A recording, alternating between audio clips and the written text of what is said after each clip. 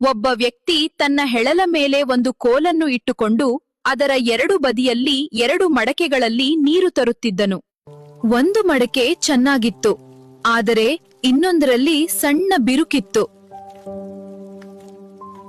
ನದಿಯಿಂದ ಮನೆಗೆ ಬರ್ತಿದ್ದಾಗ ಒಡೆದ ಮಡಕೆಯಿಂದ ನೀರು ಸೋರಿ ಮನೆಗೆ ಬರುವಷ್ಟರಲ್ಲಿ ಅರ್ಧದಷ್ಟು ಮಾತ್ರ ಉಳಿತಿತ್ತು. ಇದು 2 ವರ್ಷಗಳ ಕಾಲ ಹೀಗೆಯೇ ನಡೆಯಿತು. ತನ್ನ ಕೊರತೆಯ ಕಾರಣದಿಂದ ಒಡೆದ ಮಡಕೆ ತುಂಬಾ ಅವಮಾನ ಮತ್ತು ದುಃಖ ಅನುಭವಿಸಿತು. ಒಂದು ದಿನ ಒಡೆದ ಮಡಕೆ ಯಜಮಾನನಿಗೆ, ನನ್ನ ಬಿರುಕಿನಿಂದ ನಿಮ್ಮ ಶ್ರಮ ವ್ಯರ್ಥವಾಗುತ್ತಿದೆ, ದಯವಿಟ್ಟು ನನ್ನನ್ನು ಕ್ಷಮಿಸಿ ಎಂದು ಹೇಳಿತು. ಯಜಮಾನ ಮುಗುಳ್ನಗುತ್ತಾ ಹೇಳಿದನು, ನಿನ್ನ ಕಡೆ ಇರುವ ದಾರಿಯ ಬದಿಯನ್ನ ನೋಡಿದ್ದೀಯಾ? ಅಲ್ಲಿ ಸುಂದರ ಹೂವುಗಳು ಬೆಳೆದಿವೆ. ನಿನ್ನ ಬಿರುಕಿನ ಬಗ್ಗೆ